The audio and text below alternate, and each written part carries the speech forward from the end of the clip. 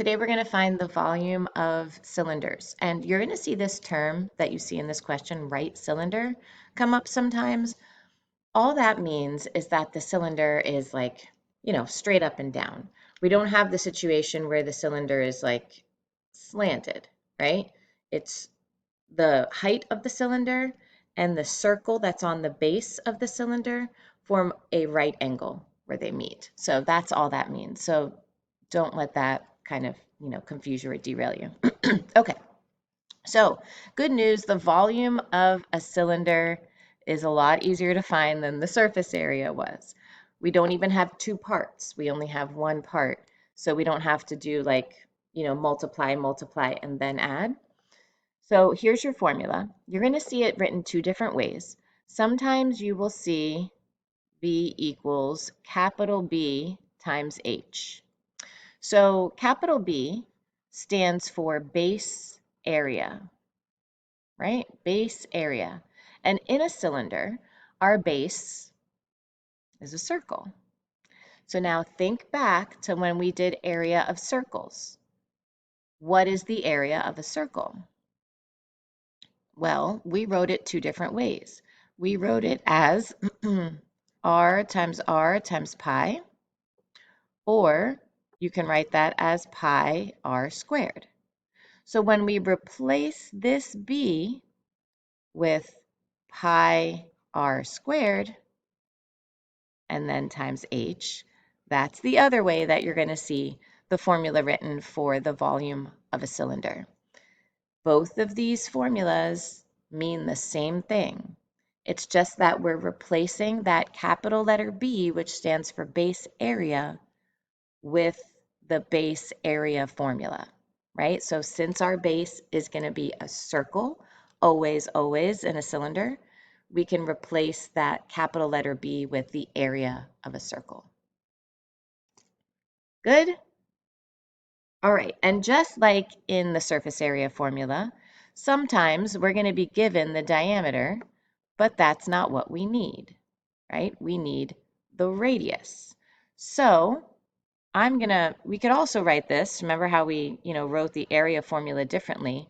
We could also write r pi times h, right? These all mean the same thing. So I'm going to write it like that just because I found in general, less mistakes when we write RR instead of R to the second, but you're welcome to write it either way. All right, so if my diameter is 8, right? My diameter is 8. That means the radius, you've had lots of practice with this by now, the radius is half of that, right? So the radius is going to be 4. Okay, great. So now we're going to put this into our formula along with the height that they gave us. Well, didn't mean to write on top of it, but the height that they gave us, which is 12. There we go. So now we're going to have that the volume will equal 4 times 4 times, it says leave the answer in terms of pi, so I'm going to just leave the pi there, times 12. Now, just because the pi is in between the numbers doesn't change anything, right? Multiplication is commutative. So that means I can multiply these in any order. So I'm actually going to do 4 times 12, and then I'll just leave the pi there. So that's going to be 16 times 12, which is 192. So my answer is 192 pi. Now, we have to talk about units really quickly. You know how when we did area and when we did surface area, I talked about how we were covering the area with squares, right?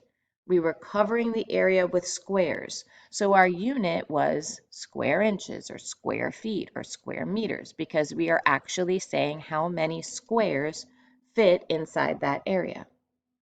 Here in volume, we're measuring with cubes. So if we're talking about cubic meters, we're talking about a cube that is 1 meter by 1 meter by 1 meter. And I don't know if you guys have ever seen a meter stick. It's almost the same as a yardstick. Have you ever seen a yardstick? It's 3 feet long. So a cubic meter is huge, right? Because if it's 1 meter, I can't even show that like it's outside of the frame. I'd have to like back way up. But 3 feet wide, 3 feet tall, and 3 feet deep, that's a cubic meter. And this isn't even 192 cubic meters, it's 192 pi, which means this 192 is going to get multiplied by a number a little bigger than 3. So this is a really big volume that we've got here. And this is cubic meters is how you would write it. All right, let's do the next one. Okay, so volume again. And we're given everything we need in the picture, right? So we're given that, and we have to use pi as a decimal in this one, a rounded decimal, 3.14. So if our diameter is 2.8, that means that our radius is half that, so 1.4. And we're given that the height is 4.2. And we're in feet. Okay, so let's write the formula. I'm going to write the formula out like this, R pi h. And I'm just going to plug everything in. 1.4 times 1.4 times 3.14 times 4.2. Did you hear my dog's like exasperated sigh? I guess he's not enjoying my geometry lesson. Okay. 1.4 times impossible. 1.4 times 3.14 times 4.2. I just put it all straight into my calculator, and that's what I got. 25.84848. So it could be that it repeats. Let's see. Oh no, it doesn't repeat. That's the end of the number. Okay, so 24.848848. Round to the nearest hundredth. Let's talk about rounding for a moment. 25, I'm going to write the whole number, 0.84848. There's a really common mistake that I see happen all the time with rounding to the hundredths place. So here's why I think it happens. Here's our decimal point, right? On the left of the decimal point, we have the ones place, the tens place, the hundreds place, right? But on the right side of the decimal point, there is no oneths, right? There's no oneths. So it goes straight to tenths, hundredths. So on the left side of the decimal point, the hundreds place is 3 away. But on the right side of the decimal, it's only 2.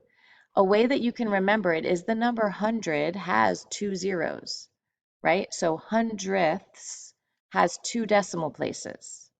So if we're rounding to the nearest hundredth, that means that the number in this spot is the last number that we're going to have in our answer. So that would be this spot right here, right? So now we know that that's the last spot that's going to have a number. We have to look at the next number and decide, do we keep that a 4 or do we round it up to a 5? Now, I have a little saying. You look at that next number. If it's 5 or above, you're going to give this one a shove, right? That means we're going to round up. If that next number is 4 or below, we're going to keep this one low, right? So the next number, looking at the 8, is definitely 5 or above. So we're going to give this 4 a shove, and it's going to be 25.85. And then don't forget your units. It's not, I almost said square, cubic feet, right? That's 1 foot by 1 foot by 1 foot. That's a pretty good size cube. And this time we already multiplied by pi. All right. Okay, so now we have a volume of 1 1/3. That's tiny. And a radius of 1/3 of an inch. What is the height of the cylinder? Approximate pi using 22/7. Okay, so since we're going to have pi as an improper fraction, I'm going to keep everything in this problem in fraction form. So that means this needs to be converted to a fraction. So 1 1/3 as a fraction, I would have to multiply, right? Go around like that. We multiply these two and then add this one. So 3 times 1 is 3, plus 1 is 4. That gives me 4/3. That's my volume. The radius is 1/3, and pi is 22/7. Okay, so now here's what we're going to do. We're going to put everything into our volume formula. So let me write our formula. Volume equals R times pi times h. And I'm going to put everything in that I have, including the volume, right? So I'm going to put 4/3 here. And then R is 1/3. So I'm going to write 1/3 times 1/3. And then I'm going to put pi times 22/7 times h. That's the part I don't know.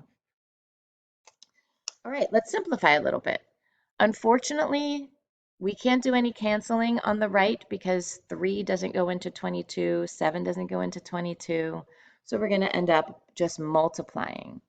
So remember, to multiply fractions, it doesn't matter that we have 3 of them. We're going to multiply across the top, right? And when I do that, 1 times 1 times 22 gives me 22. And then I'm going to multiply across the bottom. 3 times 3 is 9. 9 times 7 is 63. And then I'm going to write the rest of the equation in. So I have an h here, and I have a 4/3 here. Okay, now here we go. You have done this before. I'm just going to refresh your memory a little bit. When our variable is being multiplied by a fraction, the way we have to solve the equation is to divide by the fraction, right? We've done this. We started doing it way back in Module 2. So when we have to, this is a one-step equation. We have to solve it. When we have to get a variable alone, we have to do the opposite operation. The opposite of multiply by 22/63 is divide by 22/63. But think about how we divide by a fraction. To divide by a fraction, we keep, change, flip. So when we are going to divide by 22/63, that's going to become, we keep the first number, right? Then we change and we flip. So we are going to divide on both sides by 22/63. In order to do that, we have to change and flip, right? Change and flip. Okay, on the right side, this equals 1. So we just get h. I'm going to move it over here, all right? I'm going to rewrite it just because I have more room over here. Now, the reason they asked you to use 22/7 here is because they gave you numbers that were compatible with 22 and 7. So what we have here is you have two options at this point, right? Actually, let me do it the way I think most of you will do it. I think most of you will probably multiply the tops and multiply the bottom, right? And then reduce. So let's do it that way first. So 63 times 4, 63 times 4 is 252. And 22 times 3 is 66. Now this, if I divide, is it divisible? Let's see. It is not. So when I divide that, I get 3.818181818181. So it repeats, right? So this is not going to be a whole number. I don't want to write it as a decimal because all of the numbers were given as fractions, which means I'm probably expected to give a fraction or mixed number answer. So guess what, you guys? We have to put this into a mixed number. So when I did the division, let me do it again, 252 divided by 66, I got 3 point something, right? So I know it goes in 3 times, so I'm going to write a 3. Now, I have to figure out the remainder. You guys remember how to do that? Well, let's look at it like long division, right? If I were to do 66 into 252, I know it goes in 3 times, right? So from here, I would do 66 times 3, and I get 198. Then I would subtract, right? So 252 minus 198 is 54. So that is my remainder that goes on top. Now 54, unfortunately, we're still not done because 54 and 66 are both divisible by 6. So when I divide this by 6, I get 9. When I divide this by 6, I get 11. So my final answer is 3 and 9/11.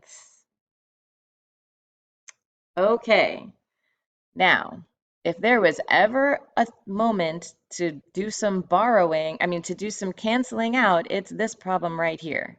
So let me show you another way to get that answer. So let me erase all this. All right, so in this step right here, anytime your top number and your bottom number have a factor in common, you can divide by that factor. So let me explain what I mean. 4 and 3 don't have anything in common. Neither do 63 and 22.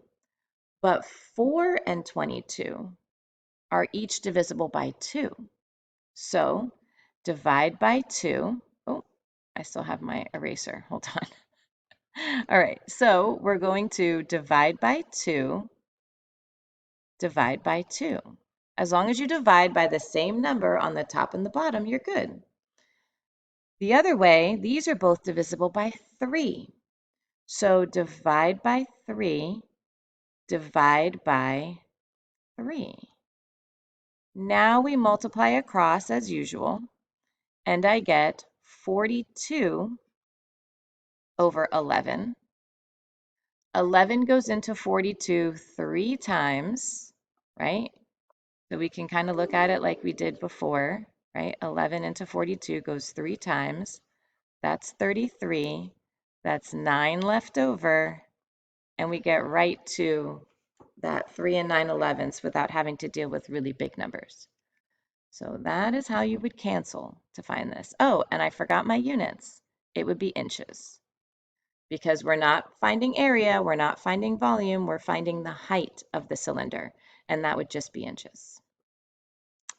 All right. Thanks for staying with me. I know these Module 5 videos are kind of long. I just want to make sure you have all the possible examples. Okay. So we have a cake and it's shaped like a cylinder and the diameter is 10 and the height is 7. Which one shows the correct method to find the cubic units of cake batter? So remember, cubic units means volume. Needed to fill the mold. Approximate using pi equals 355 over 113. Wow, now we're getting really complicated with the pi. Okay. Let's see if I can move this up. All right. So we have these 3 different options, but we know our formula, right? Our formula is radius times pi times h. So if my diameter is 10, that means my radius is half of that. My height is 7. So I should see the 5 multiplied by itself, and then that crazy fraction for pi. I'm not even going to write it, I'll just write that. And then the height, which is 7. So the only one that has 5 times 5 is this one, right? This one does the height times the height. This one does the height times the height. And this one does the diameter times the diameter. Get out of here with all that. So it would be that one. All right. Coins are placed into a treasure chest, and each coin has a radius of 1.4 inches and a height of blah, blah, blah. If there are 230 coins, how many cubic inches of treasure chest is taken up by the coins? Okay. So let's find, so again, they're asking about how many cubic inches, right? So cubic inches means volume, and they want to know how much volume is taken up by the coins. We have information about each coin, radius of 1.4, height of this, and we know that there are 230 of them. So we're going to find the volume of 1 to start. So radius times pi times h, and that's going to be, oh, they give us the radius this time, 1.4 times 1.4 times pi is a decimal in this problem, times h. All right, so that's a whole lot of decimals to put into my calculator, but not hard, so let's do it. 1.4 times 1.4 times 3.14 times 0.0625 gives me 0.38465. It says round to the nearest hundredth, right? So that's this spot right here. The next number is 4 or below, so I'm going to keep it low.